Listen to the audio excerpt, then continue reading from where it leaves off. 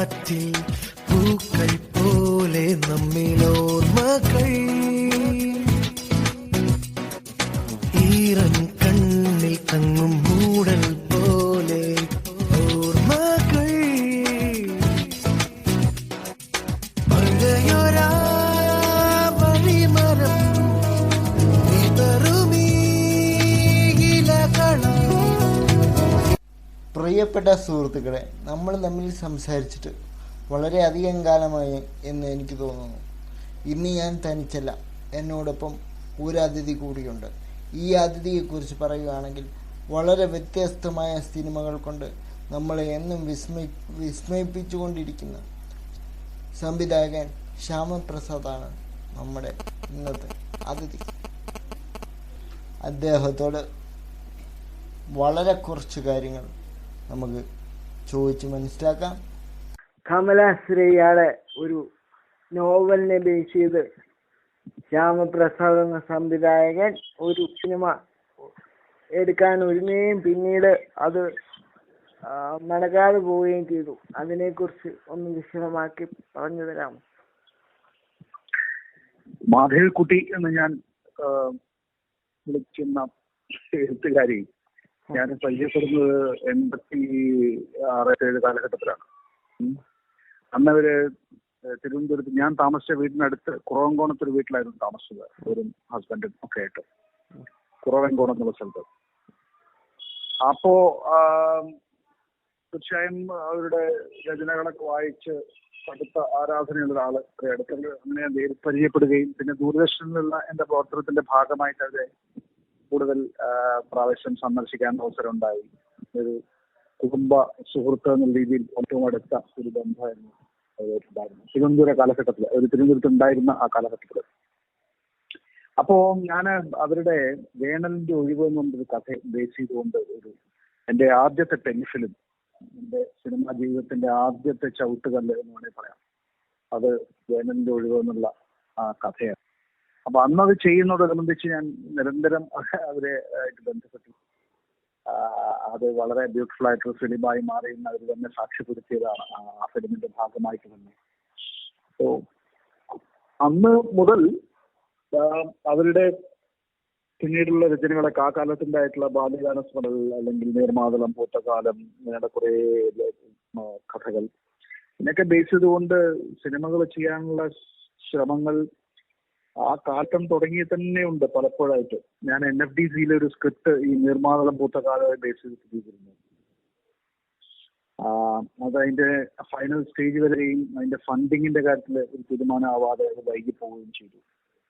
So അവരുടെ ഒട്ടുമിക്ക കഥകളും സിനിമ അല്ലെങ്കിൽ ഹോസ്യചിത്രമായി മാറ്റാനുള്ള ആഗ്രഹം അന്നും ഇന്നും എന്റെ മനസ്സിലുണ്ട്. പിന്നീട് ആണ് അവരുടെ ഒരു കഥ, ഞാൻ ആ കഥയുടെ പേര് എനിക്കിപ്പോ somehow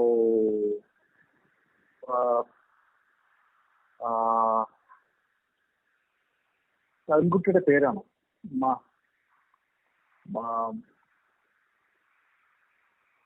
ചില ഗവൺമെന്റ് ശ്രീലങ്കൻ പെൺകുട്ടിയുടെ കഥയുള്ളൊരു പേര് മാധവിക്കുട്ടിയുടെ അല്ല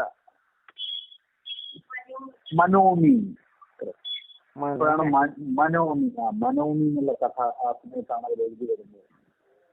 ശ്രീലങ്കൻ പ്രശ്നമൊക്കെ വളരെ അന്നത്തെ കാലത്ത് മാധവിക്കുട്ടിയുടെ അല്ലെങ്കിൽ കമലാശ്രീ ശ്രീലങ്ക താമസിച്ചുകൊണ്ടുന്ന കാലത്ത് എഴുതിയ കഥയാണെന്ന് അവർ തന്നെ ഒരു ഇന്റർവ്യൂവിൽ പറഞ്ഞതിന്റെ ഭാഗമായിട്ടാണ് ഞാൻ ചോദിച്ചത്.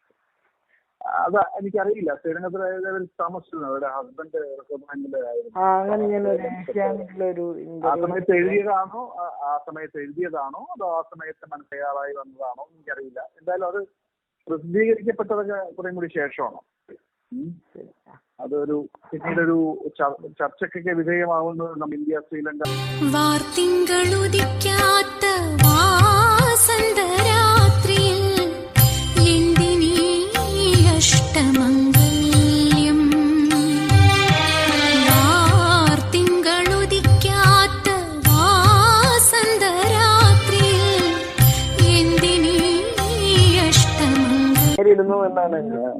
അതാണ് ഞാൻ പറഞ്ഞത്. വളരെ വളരെ ഊറിപ്പുള്ള കാഴ്ചപ്പാടുകൾ. ഇങ്ങനെയൊന്നും അല്ലല്ലോ നമ്മൾ ഒരു കഥയോ സിനിമയോ കലയോ തന്നെ മനുഷ്യജീവിതത്തെ സമീപിക്കുന്നത്.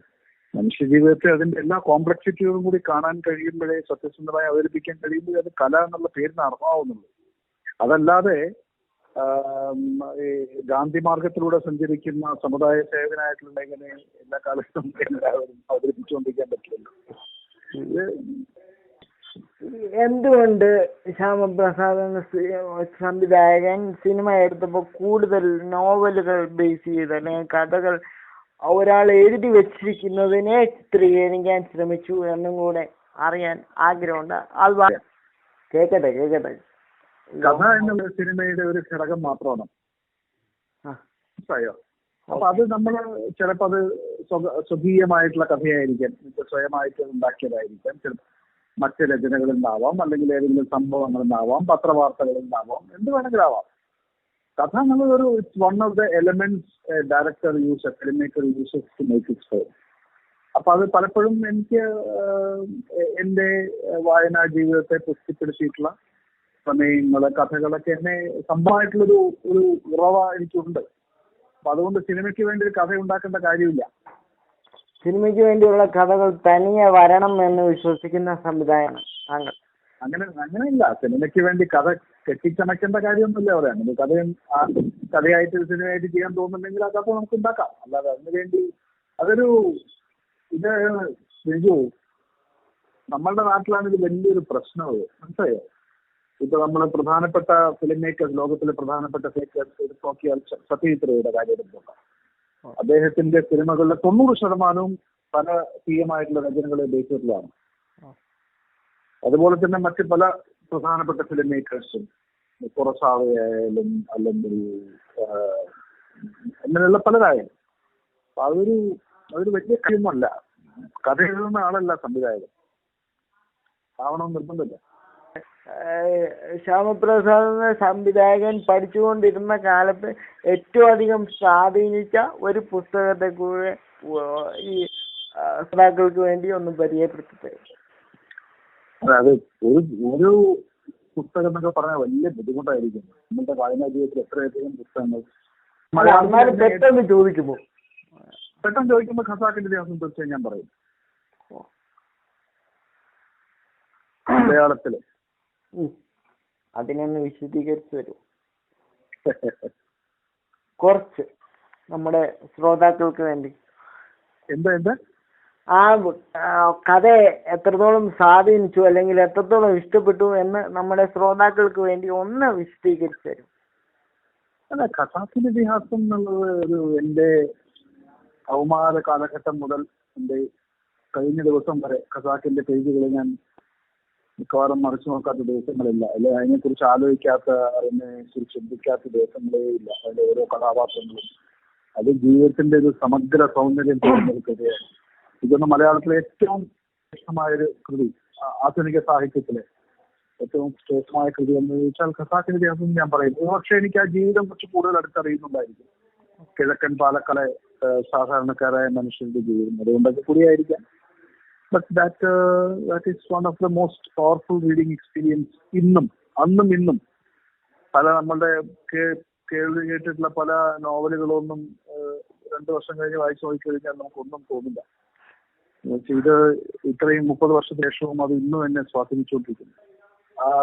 നെജു ഭരതം യൂട്യൂബിൽ തുടങ്ങിയിട്ടുള്ള പുതിയ ഓഡിയോ ചാനൽ തീർച്ചയായും സിനിമയെയും കലയെയും വായനയൊക്കെ ഇഷ്ടപ്പെടുന്ന എല്ലാവർക്കും, എല്ലാ സഹൃദയർക്കും ഒരു വലിയ അനുഭവമാണ്. തീർച്ചയായും അത് കാണാനും കേൾക്കാനും മറക്കരുത്.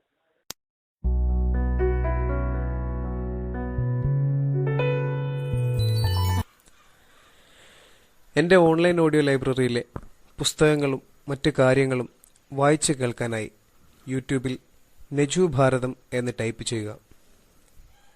NEJUBHARATHAM. ഓഡിയോ ലൈബ്രറിയെ കുറിച്ചുള്ള അഭിപ്രായം അറിയിക്കാൻ ദയവായി വിളിക്കുക. 9447843740. നന്ദി, നമസ്കാരം. നെജു ഭാരതം.